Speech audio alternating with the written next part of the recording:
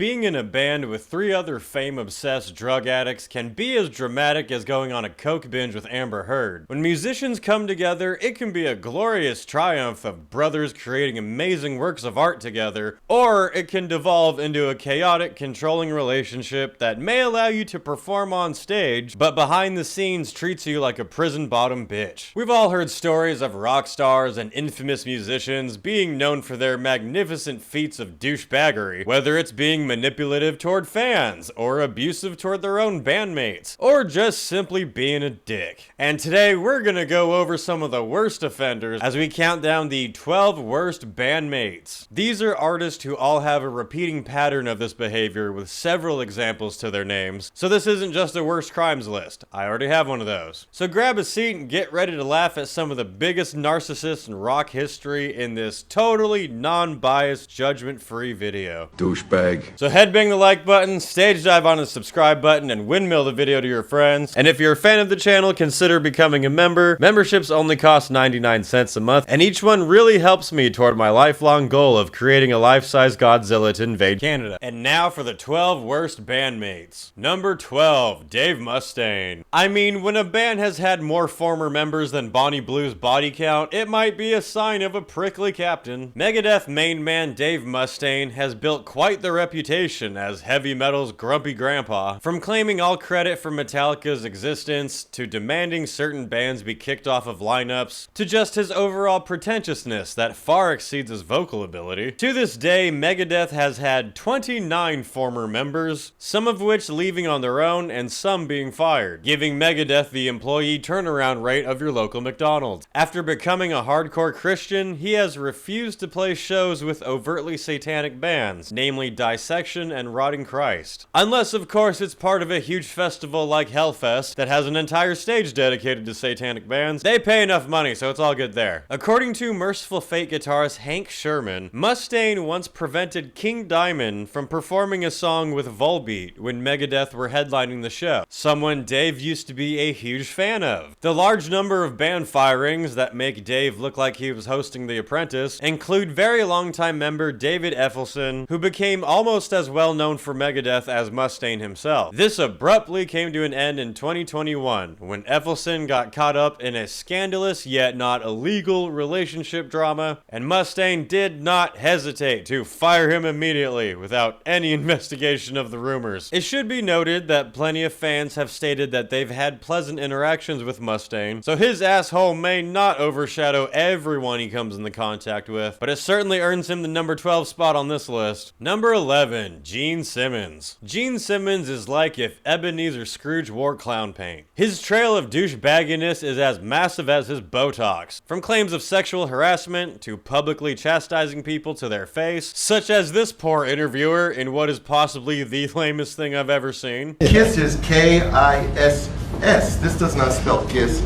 Gustavo.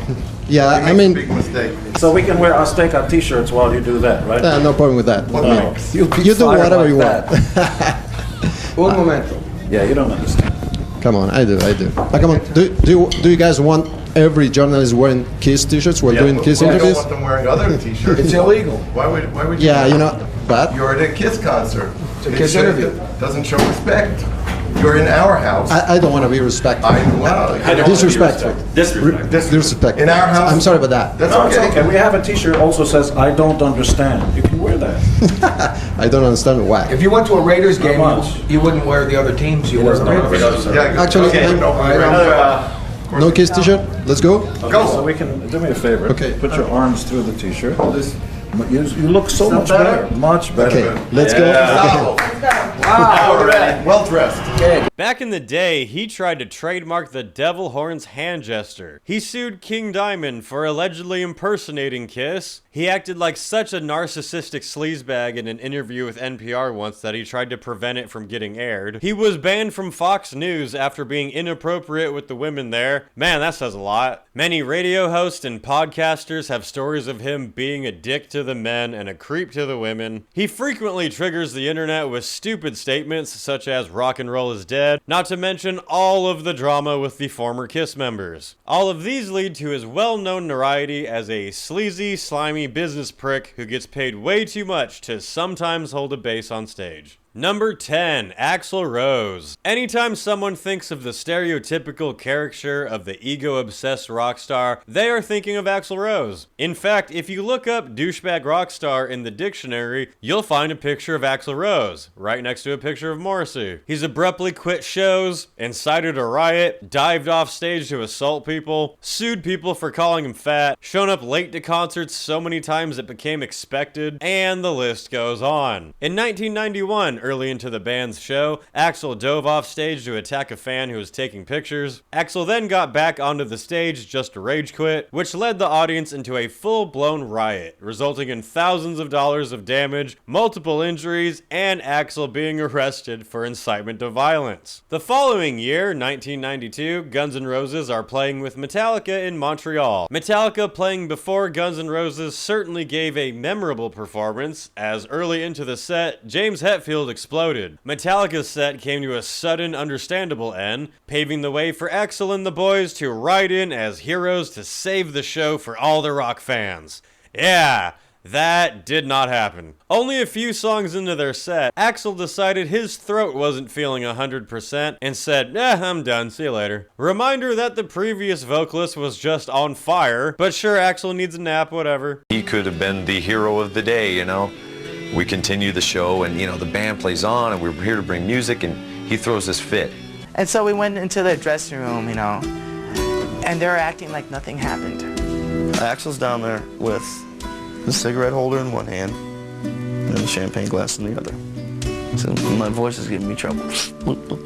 Which of course led the audience into a riot. Then there's him finessing his way to owning the Guns N' Roses name while squeezing out the other original members of the band, leading to a many years-long feud, which has since been mended with Axl, Slash, and Duff touring together now thanks to the awesome power of fat stacks of cash. Number 9, The Offspring. In the year 2025, The Offspring are basically known as the MSNBC of punk rock. Safe, radio-friendly suburban dads who are about as rebellious as Nickelback. Punk rock is often touted as being rebellious and looking out for each other as a family, but the managers for vocalist Dexter and guitarist Noodles of The Offspring forgot to forward them that memo. In 2021, they very unceremoniously booted their longtime drummer Pete Parada from the band. Pete was kicked out of the band he'd been in for over 10 years because as the COVID pandemic took over the world, Pete was informed by his doctor that the vaccine could cause him serious medical issues. This was not Pete just saying, I don't want it. This was his professional doctor's medical advice. Even at the height of the mass restrictions around the globe, Pete would have qualified as a medical exemption in many places. He had legit medical reasons that he told his assumed punk rock brothers about, being the super duper rebellious and loyal punk rockers Dexter and Poodle are. They fired him immediately so they could go play punk rock on daytime TV. It really boiled down to a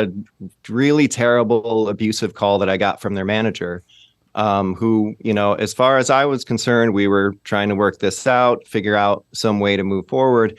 And he just made it very plainly clear that I was to get the shot or I was out, that I was easily replaceable. There was no reason that they should be bothered to do anything special for me. Didn't matter that I'd been there for 14 years. Didn't matter that I'd, you know, ate every plate of shit I'd ever been served. The first time I said no, I was out. When I took it to the guys and said, hey, this guy is, you know, this was crazy. Like I've had shitty calls before, but this is out of line. And they backed him up. Took his side, and I tried to present all kinds of different arguments supporting my position. I had my medical exemption, didn't matter. After that, everything de-escalated really quickly, and you know, I found out I was replaced because everyone just stopped speaking to me. And they were close too. They were like their families were intertwined. Yeah, we were tight. 14 years of traveling the world. Our families were tight. Our kids were tight. Our wives were all friends. And I found out I was replaced through my Southwest app. My flight to rehearsal disappeared. And then later on that day, my access to the band work calendar was revoked. and that was that. Like, that's, you know, just ghosted and you know, abandoned overnight. Number 8, Fake Tushka. In 2015, a mysterious black metal band called Tushka appeared on the scene. With pretty much nothing known about them, they released an incredible first album that took over the metal underground. But as seems to happen with anonymous masked bands, jealousy arose with legal issues that would soon shatter the illusion. Tushka was started by Polish musician Krzysztof Drabakowski, and he had recruited other members to the band, one of which being vocalist, yeah, I can't pronounce that. I'm gonna say Krzysztof. That might be wrong. But basically, this motherfucker tried to steal the band. He convinced some of the other members to sign a record deal with him under the band's name without Drabakowski. Drabakowski revealed himself on social media stating the situation, and for a moment this led to 2 versions of the same band existing at the same time. Because Krzysztof was a persistent little fuck trying to gaslight fans the entire way. Most people consider Drabakowski's as the real Tushka and the other as Fake Tushka. Fake Tushka would release music videos that got ratioed, calling them out. In September of 2019, Douchebag uploaded a trailer for a documentary that was titled Tushka Uncovering the Truth that would finally explain everything, and that was never released. Thankfully, in 2024, Polish courts officially declared Drabakowski as the true owner of the Tushka name and told Douchebag to fuck off and find his own band name. Number 7.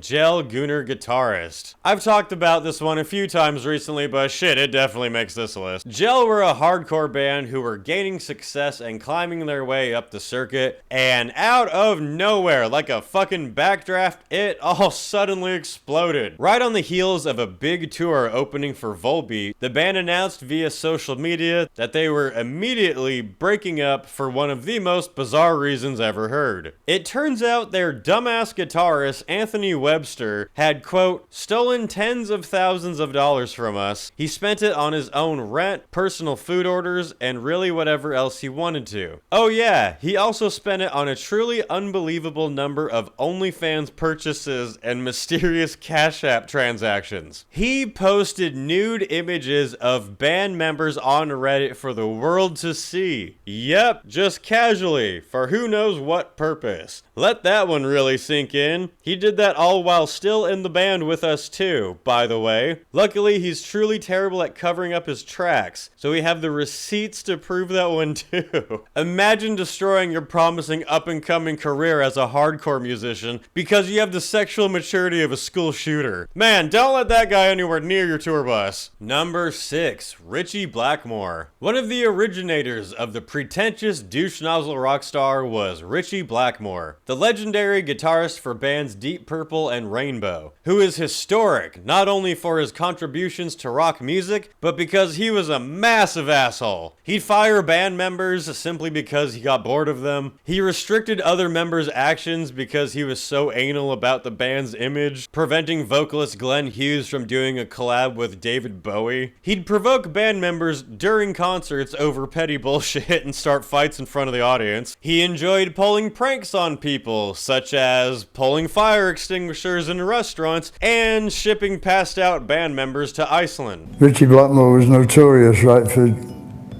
doing terrible things to people while they were asleep. This tour manager one time pissed him off and they slipped him a Mickey.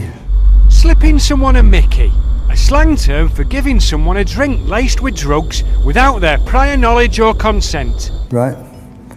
And he woke up stark naked, without any clothes or papers of any kind, in a hired car with no keys in it, on a ferry to Iceland. And that, I don't care who you are, that is the best I ever heard. That is thorough, you know. And I hope it's true, you know, because it should be. It seems every big rock star of that generation has a personal story of how incredible of a musician and how much of a prick that guy was. Number 5, Anton Newome. Anton Newome is the main man for the group Bryanstown Massacre, a weird indie-ish rock band whose music is way too soft for how violent they are. The band's greatest hits include Anton losing his shit and attacking bandmates on stage. In 2023, he hit his guitarist with a guitar car and then chased him around the stage, leading to the group canceling the rest of their tour after that. Back in the late 90s, he would frequently argue and fight members of the band and the audience during shows, because you should always get in a fight with your audience. It's safe to say this band became as known for Anton's unhinged, brash behavior than they did for their music. And believe it or not, this band is still performing live somehow. I think it's time for them to perform in a steel cage match. Come on guys, you're old. It's time to spice it up a bit. Number 4, Nero Bellum. I am a very picky person when it comes to industrial music. There's only so much of hearing the same beat repeatedly that I can take. But one band that many of my friends were into back in the day was Cyclone 9, fronted by one Nero Bellum. And this guy is a piece of work. In the 2010s, he seemed insistent on tarnishing the band's reputation with his own fans. In 2010, Nero was offering merch from the band on the now prehistoric website MySpace. Now that's a name I've not heard in a long time. But instead of sending the fans what they ordered, he just spent the money on drugs and disappeared. Then 4 years later, in 2014, he did the exact same thing. I remember a bunch of friends being pissed off at this point. Fans who had ordered merch from the band's website were not receiving them, with Nero once again vanishing into thin air to spend all the money on heroin. Band members quit at the time to distance themselves from the situation, and Nero became known as a dick. He did work to fix the problem over time, and eventually people did get their orders. But personal band drama and drug issues still persisted. Some posts say that in current years, Nero has turned things around and is better now, but those extremely shitty actions from back in the day left a permanent scar on the group for many fans. Number 3, Wes Scantland. Okay, maybe this one isn't fair to put on a worst of list, because you gotta admit, being in a band with this man would certainly keep things random and interesting. Wes Scantland is the main man for the 90s two-hit wonder band Puddle of Mudd, which is a perfect description of his brain. This man lost it many years ago, and now entertains his audience of 6 middle-aged drunks by butchering songs, going on unhinged rants about people stealing his house, and getting arrested for domestic disturbances. Seriously, I asked AI to pull up a list of this guy's arrests, and his record is longer than War and Peace. March 2002, arrested for domestic violence. September 2012, arrested for drunken disorderly. May 2013, arrested for domestic violence. July 2013, arrested for felony vandalism. January 2015, arrested for disorderly conduct. July 2015, arrested for fleeing a police officer in a motor vehicle while driving under the influence. August 2015, arrested for driving under the influence. December 2015, arrested for possession of controlled substance after a traffic stop. January 2016, arrested for vandalism and trespassing. March 2016, arrested after a 2-hour standoff with police at his home. April 2016, arrested for missing a court date. September 2017, arrested for attempting to board a plane with a BB gun. February 2023, arrested for misdemeanor trespassing. July 2024, arrested in Burbank after a traffic stop violation, where he refused to exit his Hummer, leading to a standoff with the police and SWAT. March 2025, arrested in Torrance, California for felony domestic violence and possession of controlled substance. So I'm sure being in a band with this guy is just a ball. Number 2, Gigi Allen. For you kids out there who don't know who Gigi Allen is, buckle up. You self-mutilate on stage. I self-mutilate, I beat the out of my audience. If they're in my way, I take them out. I don't care about anybody out there. I am real. And how many of you can, at 35 years old, sleep with 16, 12, 13-year-old girls and boys and animals? Hey, this is the life. I got it all. Gigi Allen is what happens when meth grows legs and gets on stage. The Charles Manson of punk rock, Gigi was known for his manic stage presence, which included getting naked, fighting audience members, sexually assaulting audience members, anything and everything really, not the least of which being Gigi throwing his own feces at the audience. You could say that this band was shit. Gigi makes it so high on this list because this was how every single one of his concerts was like. Every single one of his performances was a guarantee that crimes were going to be committed and someone was going to get fucked up. If you are watching this with your jaw dropped, wondering if maybe he had such amazing musical talent that it made up for all of these antics, no, he did not.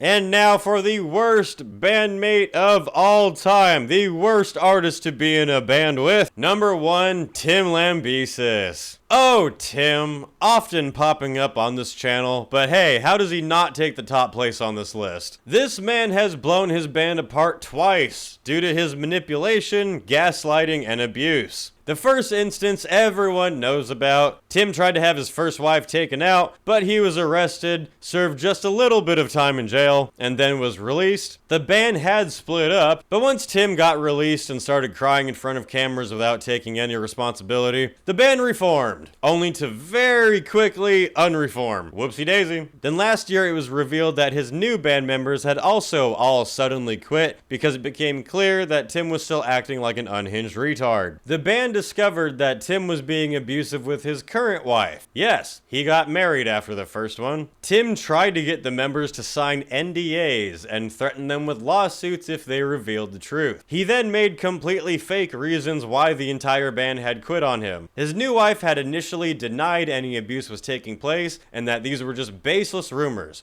Oh, wait a minute. No, she didn't. That was Tim, posting on his wife's Instagram account, a message he and his lawyer wrote together. He also threatened her with a lawsuit and tried to gaslight fans into thinking she was actually the abusive one and he was just an innocent itty bitty tiny Tim. If anyone believed that, they're stupid. Video eventually came out revealing Tim being abusive not only to his wife but to his dog, along with her actually revealing the truth of the situation, leading to the very long overdue death of whatever microscopic speck of respect anyone had for Tim. And that is my list of the top 12 worst bandmates. All of these people sound awful to work with and serve as a great reminder of what not to do when you're in a band. Let me know what you thought of this list, if there's anyone you think that should have been on here, or do you think any of these people are such musical geniuses that it overshadows their dickheadness? Let me know in the comments below. For more from me, check out my band Dark Insanity. You can find us on Instagram, on Spotify, on all of the streaming platforms, on Bandcamp as well. We have our EP Rabid Psychosis out now. This October we are playing with Carnivore AD at the Whiskey A Go Go in Hollywood, October 16th. Tickets are $25, so hit me or the band up if you'd like one. We've got Wyatt's Metal and Dark Insanity merch available now in my shop. We've also got hoodies, hats, buttons, stickers. We even have Dark Insanity weed bags. Link is in the description of this video. Anyway, that's it for now, and I'll see you in the next video.